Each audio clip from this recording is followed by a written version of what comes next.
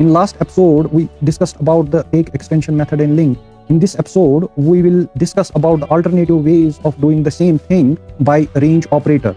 So the range operator was introduced in .NET 3.0 and C# 8. If you want to follow along, you must have installed at least .NET 3.0 or higher version in your machine. So let us discuss about the range operator now. So the range operator will select some of the elements or chunks, slices out of any indexable collection and returns those elements or slices back to us. So for the first example, let us see how we can copy the array of tuples defined above in a very nice way. So let us introduce a variable over here. Nums copy is equal to nums dot. That's it. Nothing can be easier than this, right? So let us run the application and see the results. So let us see what's in the nums copy. So you have all the elements from 0 to 6 index, right?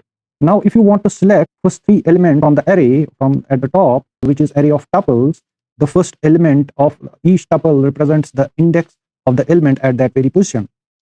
So let us now select first 3 elements from the nums array. So the syntax is very easy, nums of dot 3, fine?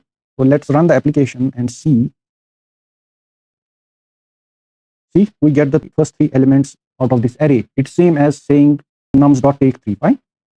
Now, if you want to select all the elements but last 3 or skip last 3 elements in the array, sure, we can do that. You just have to specify dot, and then if you want to skip anything, that's represented by cap, this cap or hat, fine? So dot cap, I want to skip 4 elements from the end of the list, fine? So let's run it.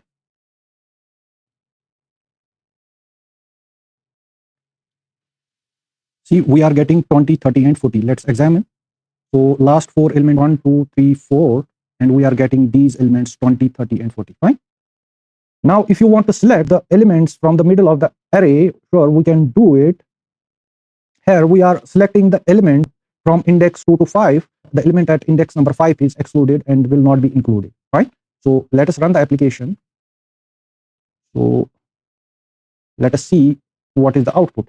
We are getting 40, 50, and 60. So element at index 2 is 40, fine, and the element at index 5 is 70, but this element is excluded. That's why we are getting 40, 50, and 60, fine?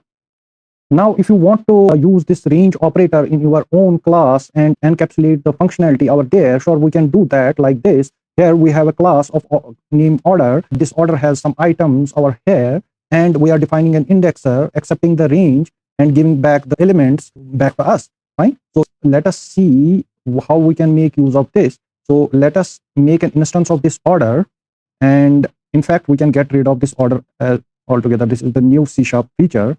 So we just have to assign this to comment this out, and this will behave as if we are dealing with some collections, and this will give us a nice way to encapsulate our collections. We are using some decorator pattern over there.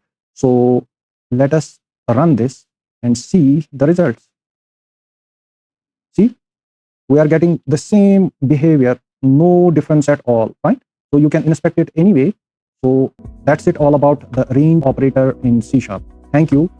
Bye-bye.